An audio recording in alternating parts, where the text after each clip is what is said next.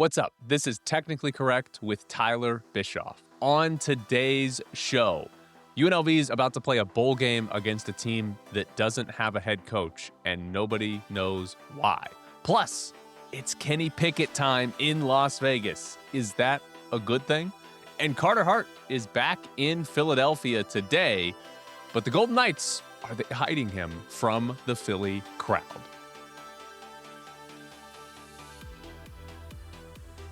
You can sponsor Technically Correct. Just send me an email, technicallycorrectvegas@gmail.com, and we will make it work. Again, if you want to sponsor the show, you want to help me out, that's where you can get in touch and we can do something fun with this show. So technicallycorrectvegas@gmail.com. That's where you can get in touch with me. I appreciate everybody that's reached out to me. We've had some fun stuff already. We got a couple other fun things coming up in the future as well. But technicallycorrectvegas@gmail.com. Here we go. Did UNLV football hit their peak as a program over the last 3 seasons? It's 30 wins over 3 seasons with a bowl game left to make it 32. 3 appearances in a conference title game, had a legitimate chance to make the college football playoff last season had they beaten Boise State in the Mountain West title game. Is this as good as it gets? Next year, the Mountain West is going to be drastically worse. San Diego State's gone. Boise State's gone. A couple other schools are gone. UTEP and Northern Illinois are coming in. But UNLV is going to be the one of, if not the favorite, to win the Mountain West. And depending on your outlook, that could be good or bad. Good in that UNLV has a better chance to get to 10-plus wins in a weaker conference, but bad because the conference might be so weak that going 11-1 is the only way to get ranked 25th, like James Madison in the Sun Belt this year going into their conference title game. So the likelihood that UNLV wins 10 or more in a weaker conference is higher, but the likelihood of that meaning anything for a playoff spot is lower. And here's my question for UNLV fans. What are your expectations for the football program now? Right? Are the years of being one of the worst programs in Division I football, is that still weighing what your expectations are? Right? Are you still happy with just any level of winning? Or is 30 wins in 3 years, is that setting a new standard for you? And here's the hypothetical. If UNLV goes 7-5 next season, are you disappointed? Or are you still happy because UNLV football going to any bowl game is an achievement for this program? The general sentiment has been happy to be here. Isn't all of this fun?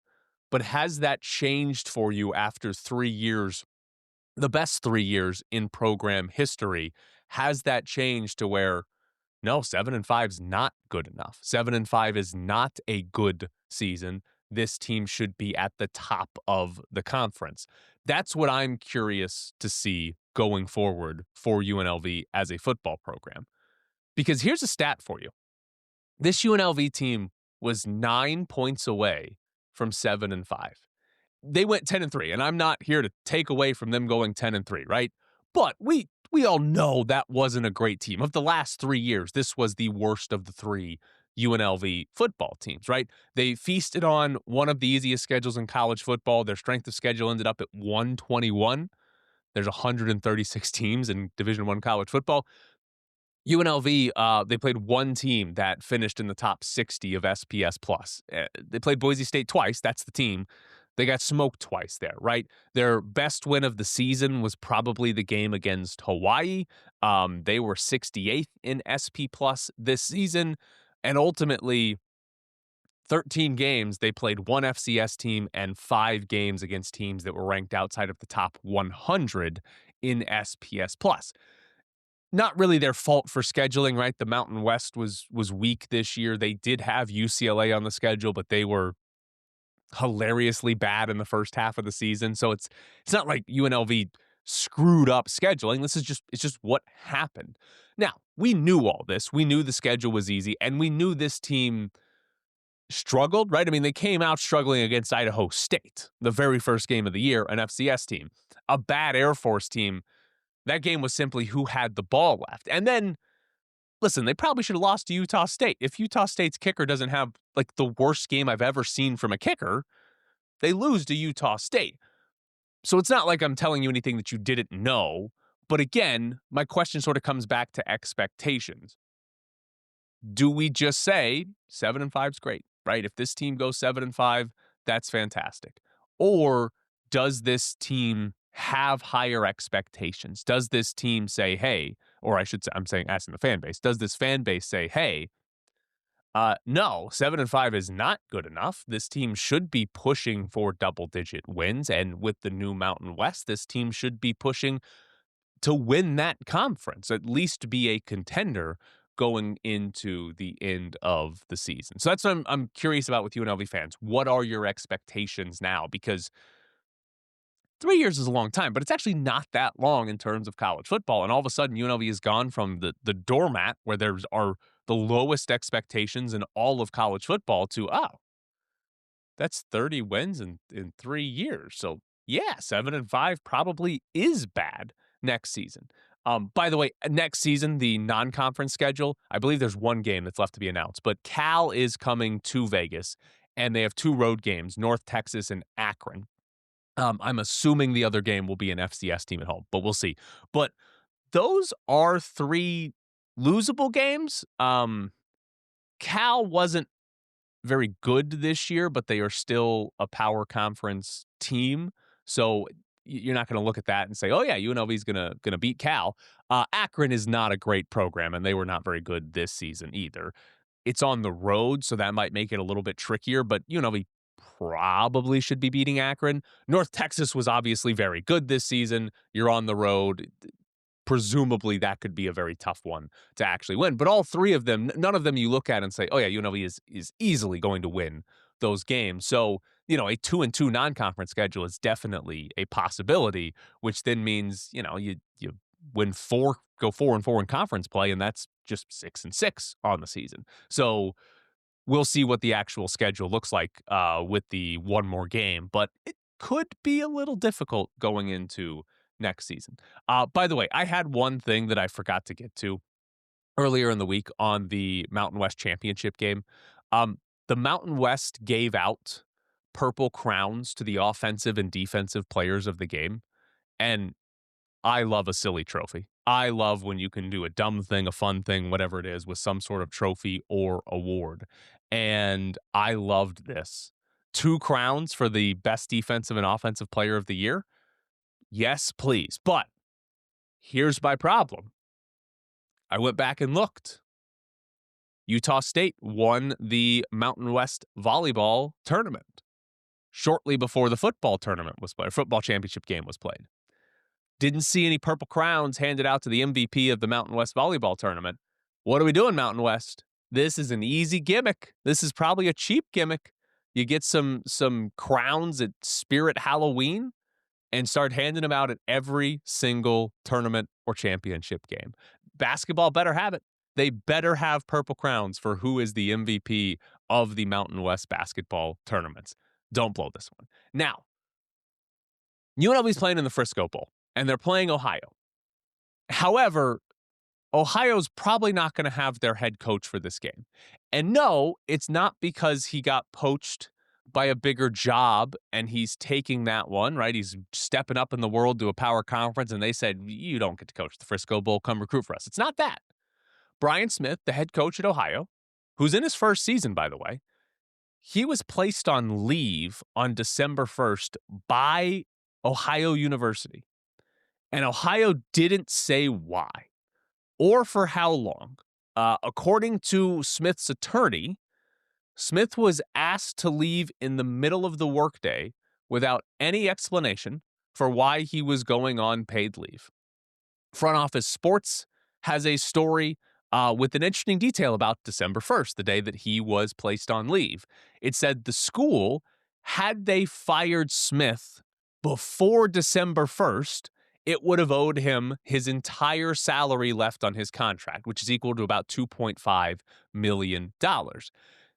If Smith leaves, though, he would have owed his new employer that same amount back. So he would have had to pay Ohio University $2.5 million.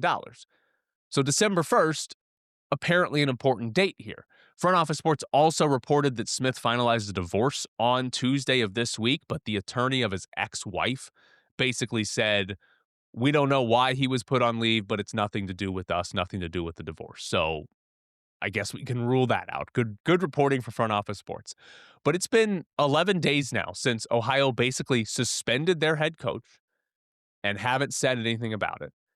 Has to be getting fired, right?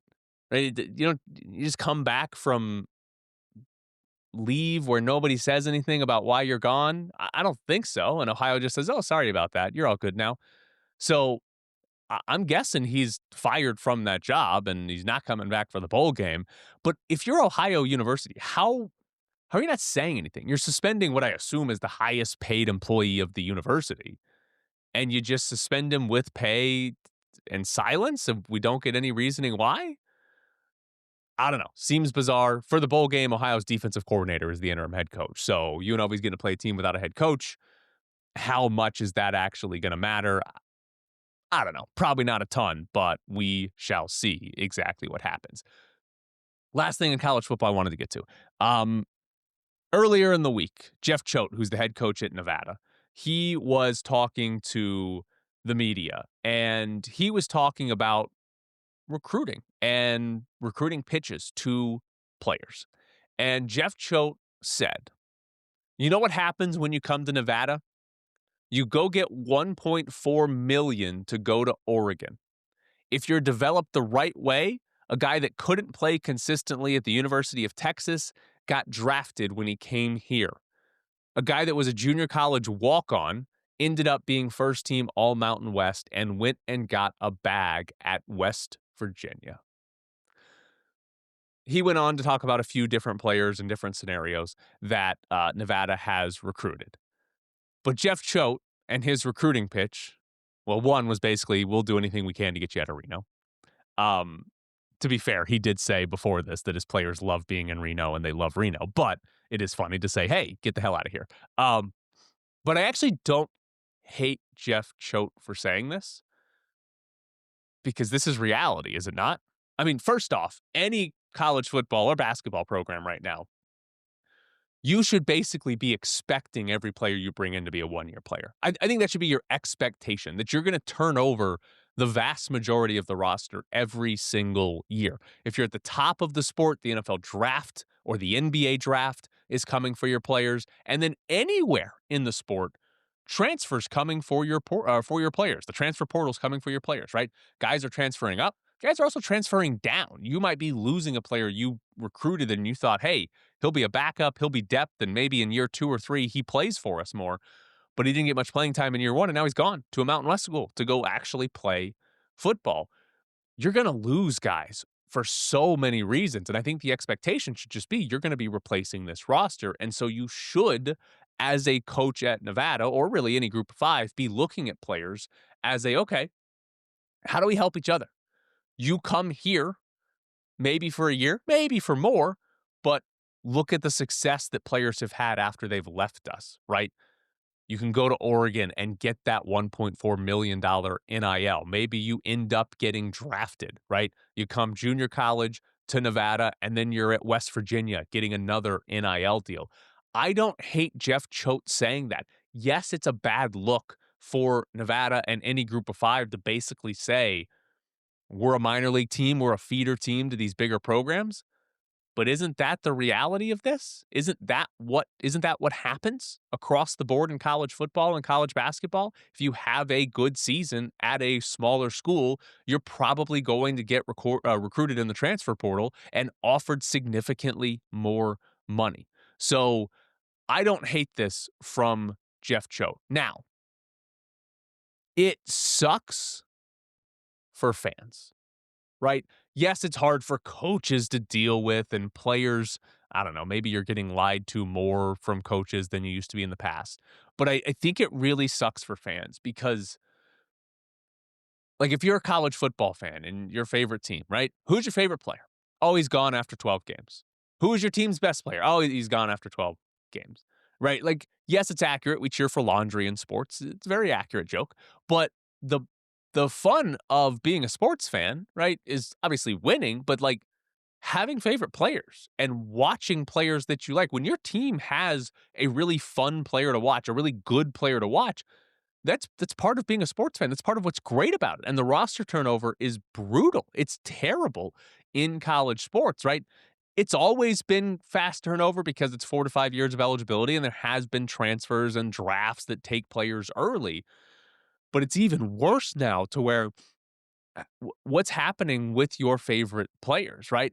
I assume we're going to see player contracts in the future. I know there have been some stories about a possible CBA and the need for that in college sports, but I assume we're going to see some form of contracts that could tie players to universities for longer. Maybe you sign a 3-year deal out of high school, and so you might be able to get out of it, but you're kind of locked in for a few years.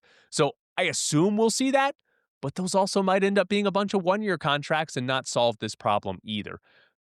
I am pro player movement. I think if you have a great season somewhere like Nevada and Oregon is offering you $1.4 million to come play football there, and Nevada can offer you 85,000 or whatever, you should absolutely be allowed to take that. That's life-changing money for something that you might not even be able to do at the professional level, right? Like it's a very short career, especially if you can't even get to the professional levels.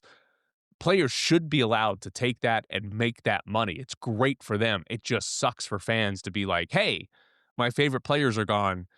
And the coach is promoting that because that's the reality of it. And that's probably the only way that Nevada can build a good roster. By the way, when are they going to do that? Can we get some competitive Fremont Cannon games for me? That's what I would like to see. And now it's time for Bischoff's Briefs. I wish you had waited to do that.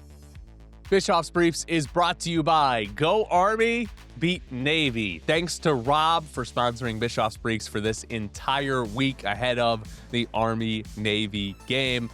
We're cheering for Army now. I've not had a rooting interest in it, but go Army, beat Navy, and thanks to Rob for using the opportunity to sponsor a segment in a brand new podcast just to trash talk Navy. I would not have it any other way. The pettiness is excellent, Rob. Now, Geno Smith is not likely to start this week for the Raiders. He didn't practice yesterday.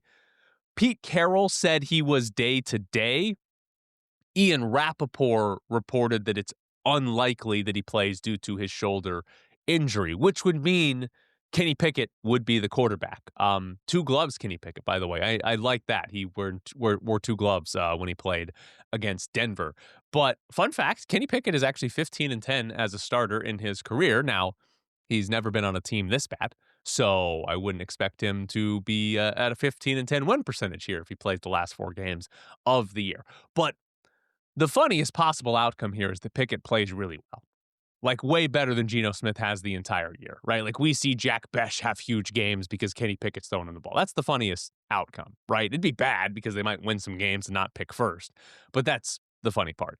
The unfortunate part about this is that even if Kenny Pickett has a good 4 games, it means nothing because you don't want Kenny Pickett as your starter next year, and all it does is decrease your chances of getting the number 1 pick in the draft and a quarterback. The other part that I'm actually a little disappointed by is Kenny Pickett is not a mobile quarterback. He actually might be the most mobile quarterback of the 3 on the roster. He's certainly more than Aiden O'Connell and going to be more than Geno Smith, but he's not a mobile quarterback. And I'm really kind of curious, what would a mobile quarterback look like behind this offensive line? Like, is there actual plays to be made, or I guess plays to not be lost to sacks with a guy that could move more than Geno Smith? Because Geno's just back there, and if there's pressure, he's getting taken down.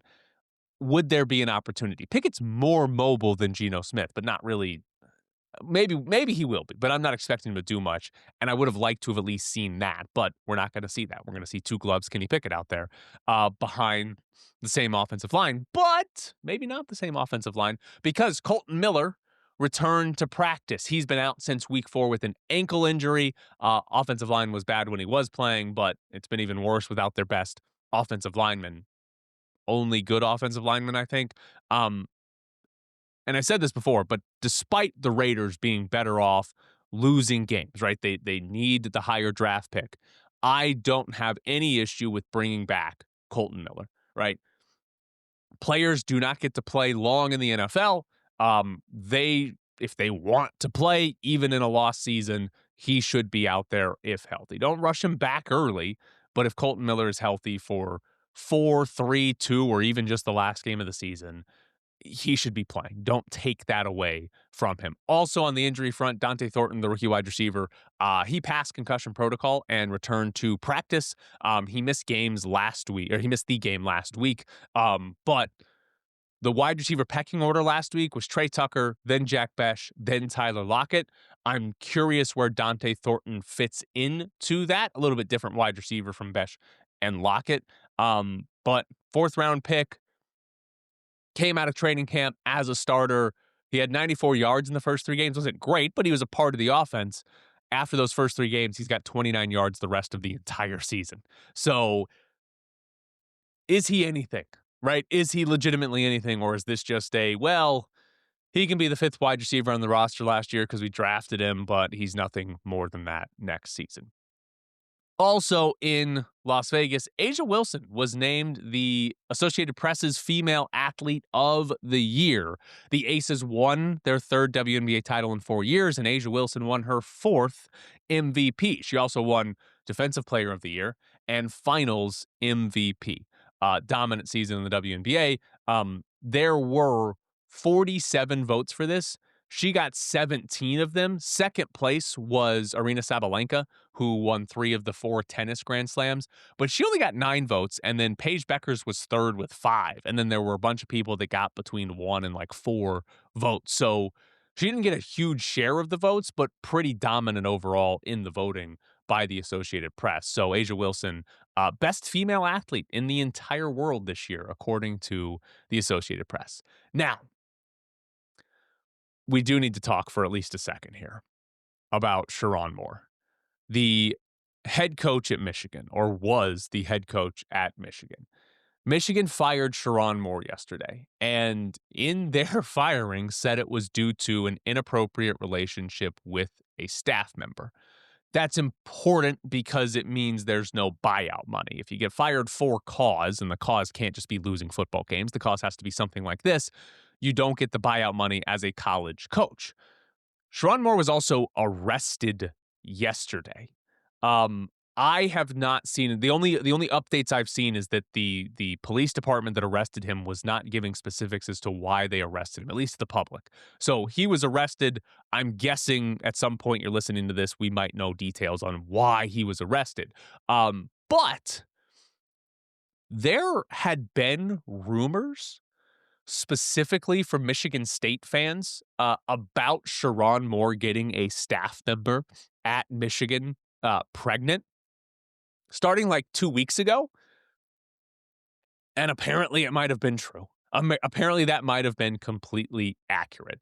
That a rival fan's message boards was spreading a rumor about Sherrone Moore that actually wasn't a rumor. It was actually the truth. College football, the drama just never stops, and we'll see what actually happens with Sherrone Moore. The arrest part is concerning. What was he actually arrested for? That seems like it could be a big time problem. But Michigan no longer has a coach. In the coaching carousel world now, there's a big time job open.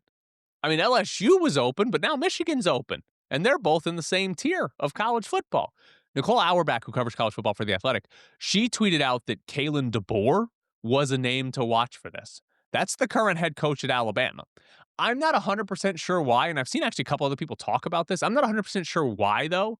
DeBoer in Michigan, I don't know what the connection is there, but apparently that could be the case or could be an option.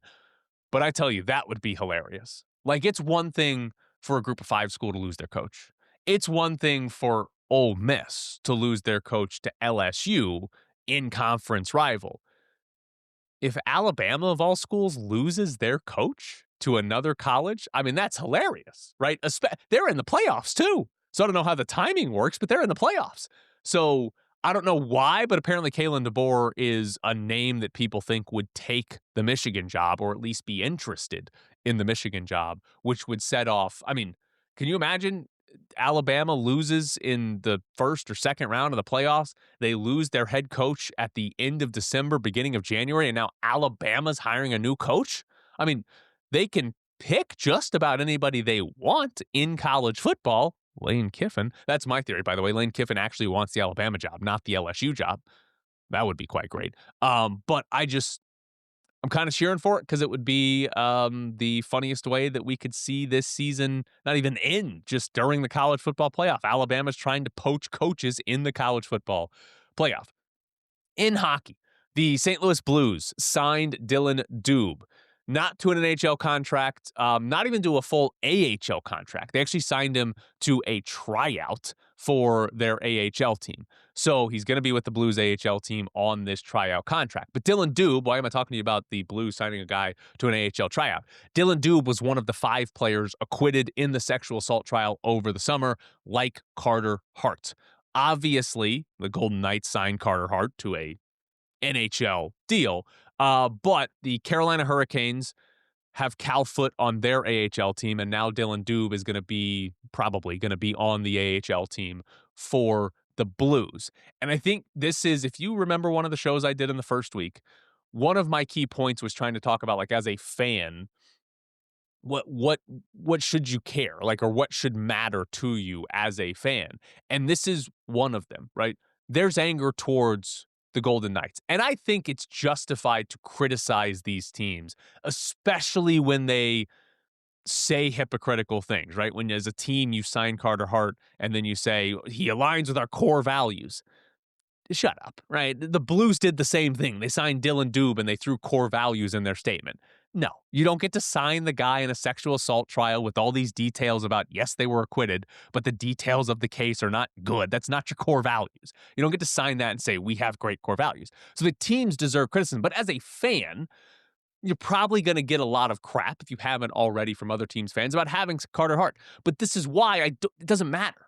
Other teams are going to do this. Other teams were going to do this if it wasn't the Golden Knights. And you as a fan, you don't have any control over whether your favorite team signs Carter Hart. I guess you could stop being a fan of him. But again, who are you going to be a fan of? What if I'm giving up on the Golden Knights. I'm a Blues fan. Oh my God, you got to give up on the Blues now. So as a fan, like, this happens in sports, and this is exactly why you should never be like, oh my God, I can't believe my favorite team would do this, because of course they would, and of course all the other teams would too. That's just how they actually operate. It's what we see in sports all the time. Nonstop in sports is this. Guys get second chances. And whether it's justified or not that they were in trouble or not in trouble, it happens all the time. So don't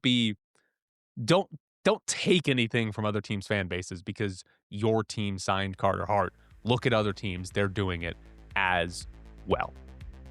This has been Bischoff's Briefs. A shout out to Rob for sponsoring Bischoff's Briefs. Go Army, beat Navy.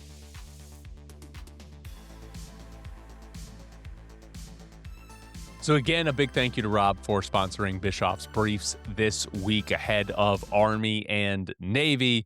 If you want to sponsor anything, technicallycorrectvegas@gmail.com. By the way, if you just want to give me feedback, please email me at technicallycorrectvegas@gmail.com and just let me know something you like or don't like about the show. We've gotten a lot of feedback, and I'm happy with the amount of feedback that I've gotten from a bunch of different people. I really do appreciate that. I'm trying to figure out how to make this work, and you guys are what's important. You guys are the ones that are going to listen to this, watch this. So let me know what you think works or doesn't work, or what you would see or don't want to see on this show. I will take it to heart. I might not do it. I might disagree with you, but I will absolutely take your recommendations to heart. So let me know, technicallycorrectvegas@gmail.com, if you've got any suggestions, ideas, things you hate, things you love.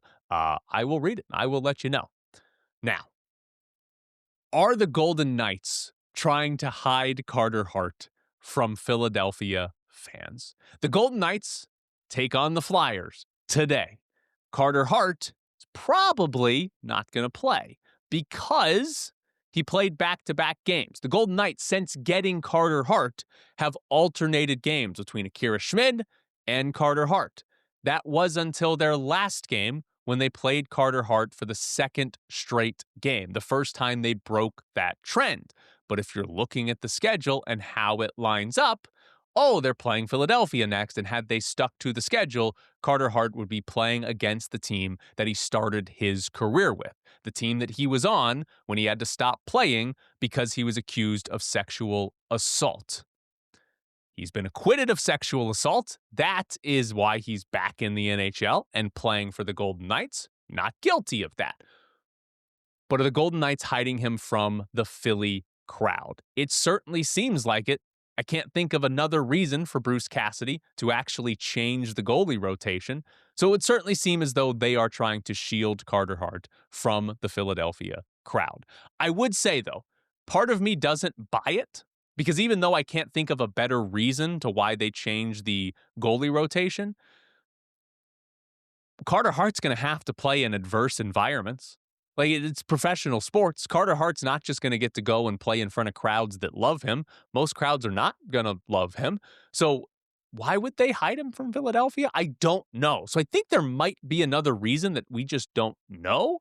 And I'd love to actually see it, but it certainly appears as though they're hiding him from Philadelphia, even though he's going to have to play in big environments. I mean, if they make it to the playoffs and Carter Hart plays in playoff games, the environment's too rough for Carter Hart? That can't be a reasoning. Wouldn't be on the team. So I am curious why they've changed the rotation. Maybe it's because they didn't want him to play in Philadelphia. I do wonder this, though, on the Golden Knights and the goaltending spot here. Do they want Carter Hart to be the number one goalie? And by they, I specifically mean like the front office. I don't know that Bruce Cassidy cares too much, but Carter Hart's made a couple of starts now, 3 starts now. The last one against the Islanders wasn't great. He tanked his save percentage back under 900. It's 889 now. His goal saved above average is negative. I love small sample sizes. But the reason I ask about like number one goalie is because it comes back to Adin Hill. Adin Hill is in year 1 of a 6-year contract where the cap hit over $6 million. The Golden Knights just gave out this number one goalie contract to Adin Hill. And yes, as we've watched this season, the Golden Knights have needed better goaltending, right? There had been too much of Carl Lindbaum. Schmid's been an average goalie this year, but they need better goaltending because Adin Hill's been hurt. But they were signing Carter Hart before Adin Hill got hurt. I mean, the reports were they were going to sign Carter Hart before the season even started. So this is something they were planning to do if Adin Hill had stayed healthy. So I'm curious sort of what their thoughts are. Maybe there's not we need a true number one. Maybe they're hoping to just have a good tandem out of Hill and Hart when they're both healthy. And Hart was cheaper than his talent should have been because of a sexual assault trial. Maybe that's the plan. But again, Adin Hill's in year 1 of a 6-year deal that's paying him over $6 million per season. They gave out that contract as if he was going to be the number one goalie. So I'm always a little interested, a little curious in how the front office views their goaltending situation and sort of what they expect to happen, but also what they want to happen. Got one last thing on the Golden Knights for you. And I want to go back to yesterday's discussion where I asked, is this an average team, right? They're going to overtime 41% of the time. If you throw in regulation games that end in 1-goal margins, we're at nearly 60% of their games being decided by 1 goal. Are they an average team? Because they tend to play the same level as their opponent in every single game. But here's something to juxtapose that with. The Pacific Division sucks. The Athletic had like a brief breakdown of each division in the NHL last week. They did a positive and a negative for each division. And the positive for the Pacific was like kind of fun chaos. The Ducks have been upstarts, but also mentioned, Vegas is hanging around as a potential legitimate contender. And maybe Edmonton as well, whatever the hell they're doing. But this was the negative. On paper, it's the worst division in terms of points percentage. The Pacific has scored the fewest goals of any division while giving up the second most. It's feasting on loser points, with only Anaheim having actually won more games than it's lost while a shameful 5 teams are a fake 500. I love the phrase fake 500. It looks like the division will produce only 3 playoff teams, and whoever comes out of the Pacific in May will get absolutely steamrolled by the Central rep. He's referring to the conference finals. So, is the Pacific team going to get crushed in the conference finals by the Colorado Avalanche or whoever comes out of the Central? Possibly. It's possible that Colorado steamrolls everybody. By the way, if you can hear that, Churro is licking his leg profusely over here. Good job, Churro. But divisional strength and or weakness, and what does it matter? And here's the key for the Golden Knights. It matters because of the way the playoffs are set up. Because in theory, the Golden Knights can get to the conference finals by beating just 2 other teams from the Pacific, or maybe a wild card team from the Central. Maybe the Central wild card team comes in and wrecks the Pacific. That would be funny. But in theory, the Golden Knights can make it to the conference finals without beating another good team. They can beat other average teams and be one of the final 4 teams in the Stanley Cup playoffs. And I think that's important when we're looking at this season, because the Golden Knights have not been playing as well as we thought they were. They do not look like a true cup contender, but they don't have to right now. They're still getting enough loser points that they are high in the standings. Their place in the standings is perfectly fine. And for this team, really, it's going to come down to how well do they play in the playoffs. And they might be able to get through the first 2 rounds without even playing well because of the opponents, which would mean how well will they play when they play Colorado or whoever in the conference finals if they make it that far.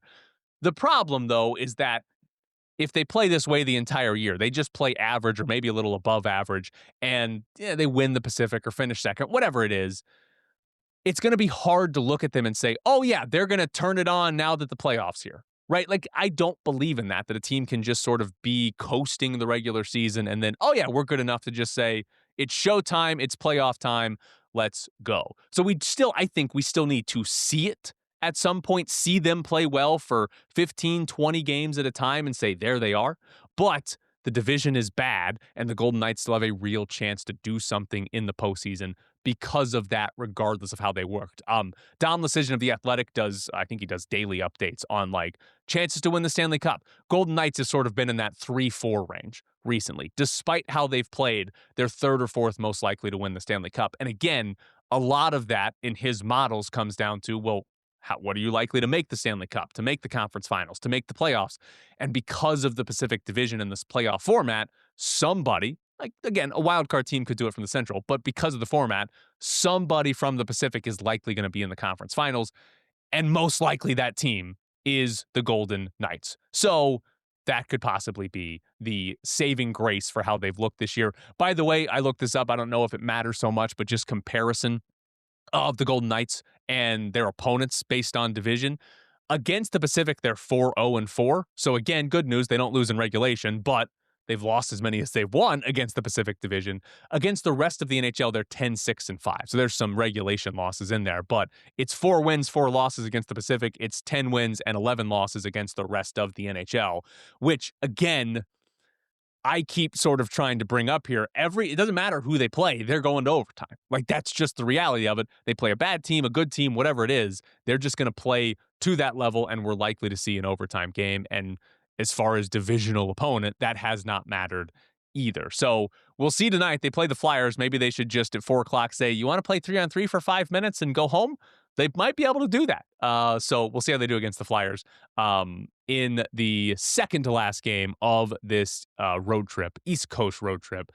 So far, been solid for the Golden Knights. 2 wins and an overtime loss. We'll see how they do against Philadelphia. But this has been Technically Correct with Tyler Bischoff. Thank you so much for tuning in.